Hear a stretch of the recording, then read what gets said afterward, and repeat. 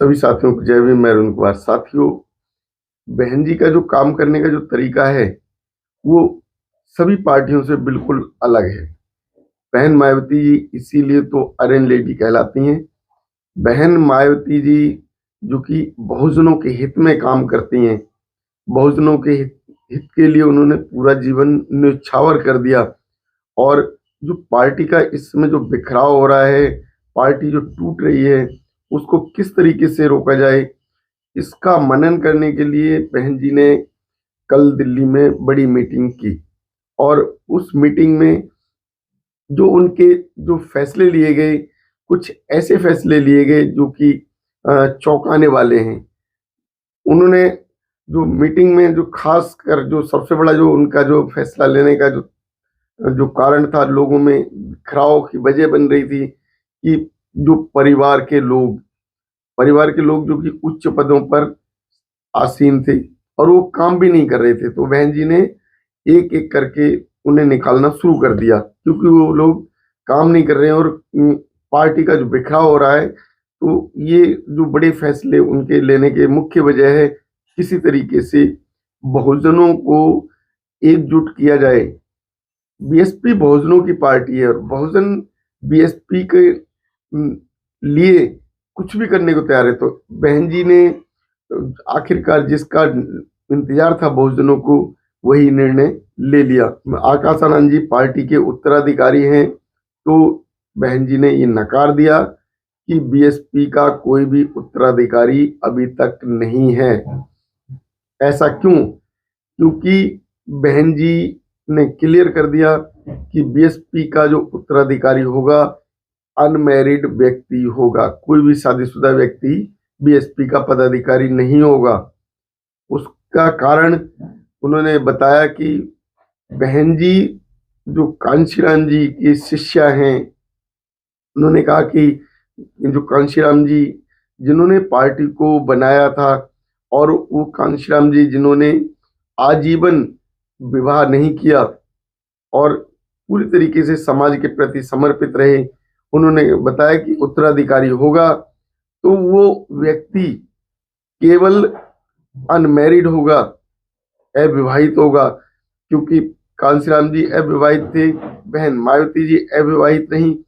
और अब बहन जी ने ये क्लियर कर दिया कि पार्टी का जो भी उत्तराधिकारी बनेगा वो अविवाहित होगा, क्योंकि जो व्यक्ति परिवार में रहेगा, पारिवारिक होगा, तो वो पार्टी के प्रति समर्पित नहीं हो पाएगा और समाज के प्रति भी उनकी जो समर्पण की जो सोच है वो नहीं निकल पाएगी। जो बहन जी के जो पार्टी में जो लिए गए निर्णय, जो बड़े निर्णय हैं, वो कहीं ना कहीं चौंकाने वाले हैं। कहीं उन्होंने क्लियर कर दिया, उन्होंने ट्वीट भी किए पार्टी के जो है मीटिंग के बाद, उसमें साफ साफ लिखा है कि बीएसपी देश में बाबा साहब डॉक्टर अंबेडकर के मानवतावादी आत्मसम्मान व स्वाभिमान के कारवा को सत्ता तक पहुंचाने हेतु मान्यवर श्री कांशीराम जी द्वारा सब कुछ त्याग कर स्थापित की गई पार्टी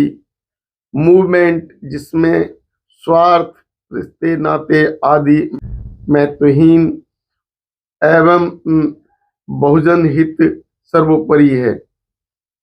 तो इसमें रिश्ते नातों को उन्होंने दरकिनार कर दिया।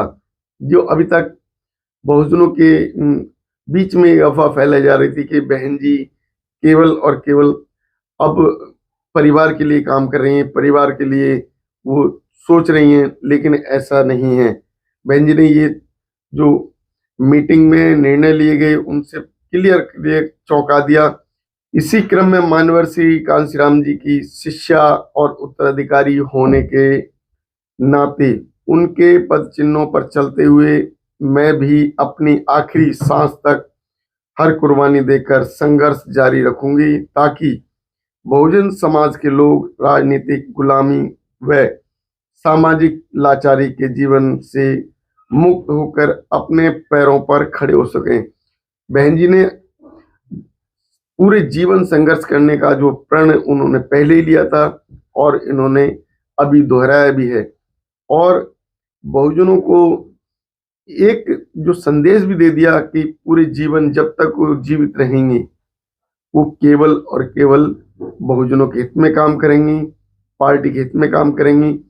कोई उनका परिवार का व्यक्ति इस हित को नहीं रोक सकता। तो ये जो निर्णय लिए हैं ये अभी पार्टी के हित में ये निर्णय नहीं है, ये स्वार्थ के हित के निर्णय नहीं है, ये केवल केवल बीएसपी के और समाज के हित के निर्णय हैं।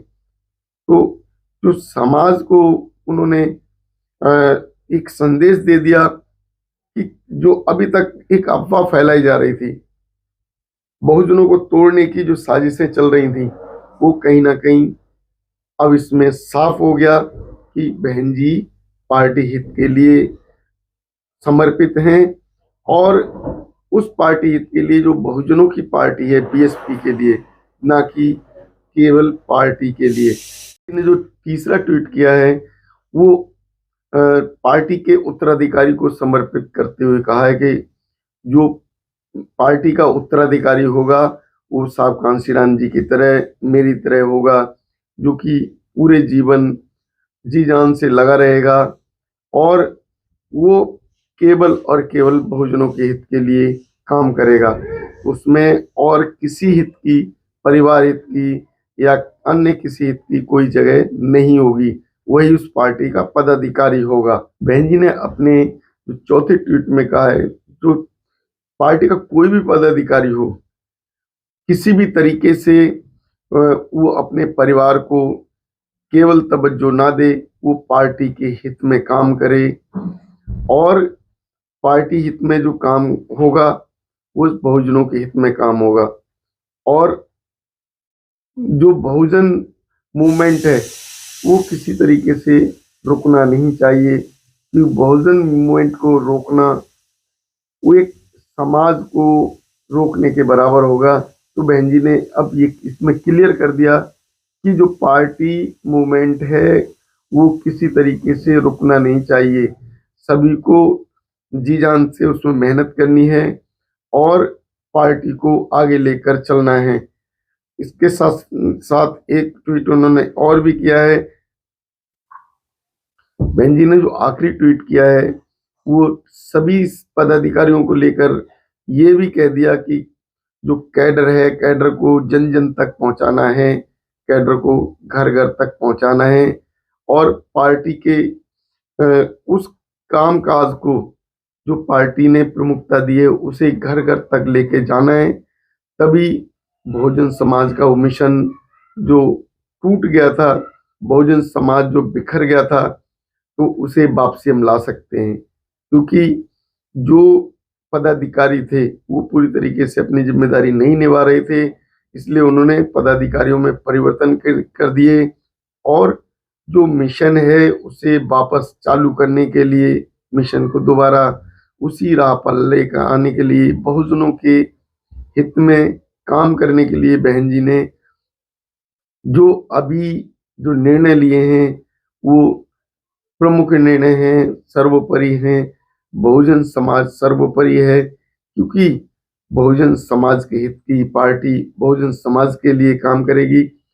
जो लोग अभी तक पार्टी को तोड़ रहे थे, पार्टियां बना बनाकर अलग अलग निकल रहे थे, वो लोग कहीं ना कहीं पार्टी के विरोध में काम कर रहे थे, समाज के बीच जाकर वो गलत अफवाहें फैला रहे थे, समाज को गलत डायरेक्शन बता रहे थे। तो अगर हमें सत्ता में वापसी करनी है तो साथियों एकजुट होना पड़ेगा। उस पार्टी के प्रति जो आपकी अपनी पार्टी है, बहुजन समाज की पार्टी है, बहुजन समाज की पार्टी बहुजन समाज के लिए काम करेगी, तभी बहुजन समाज का उद्धार होगा और बहुजन समाज की पार्टी तभी काम कर सकेगी जब वो सत्ता में आएगी। सत्ता में लाने के लिए बहुजन समाज पार्टी को हमारा सहयोग करना होगा, हमें पूरी तरीके से निष्ठावान होना है। हम कितने भी दूसरी पार्टी के प्रति अगर समर्पित हो भी जाएं तो दूसरी पार्टियां हमारे प्रति समर्पित नहीं हो सकती। ये हमें समझना पड़ेगा। हमारे समाज को ये बात समझनी होगी, हमारी पार्टी जब हम सत्ता में आएगी तभी हमारे हित में काम होगा, तभी हमारे हक अधिकार हमें मिल सकेंगे।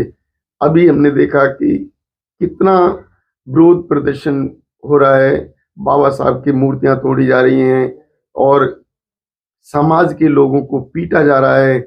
समाज के प्रति जो जनता में आक्रोश है, जनता जो कि 87% आबादी जो कि दलित होने के बावजूद, दलित उस बीएसपी को वोट नहीं कर रहे थे और वो कहीं ना कहीं बहक गए थे, अन्य पार्टियों को लेकर आ रहे थे और वो अन्य पार्टियां सत्ता में आने के बाद उसी बहुजन समाज के ऊपर अत्याचार कर रही थी। और हमने जगह जगह देखा है, कहीं महिलाओं के साथ अत्याचार हो रहे हैं, कहीं पुरुषों के साथ हो रहे हैं, कहीं उन्हें पेशाब पिलाई जा रही है, कहीं उनका शोषण किया जा रहा है। तो ये सब किस लिए?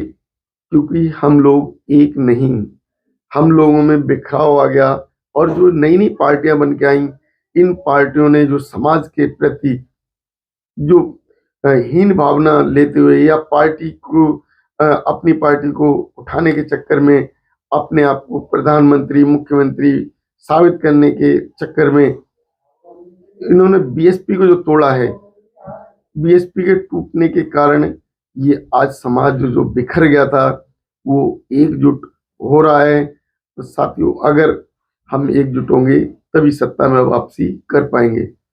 हमारी वीडियो आपको कैसी लगी अवश्य बताएं, हमारे चैनल को सब्सक्राइब करें, वीडियो लाइक शेयर करें। धन्यवाद। नमो बुद्धाय। जय भीम।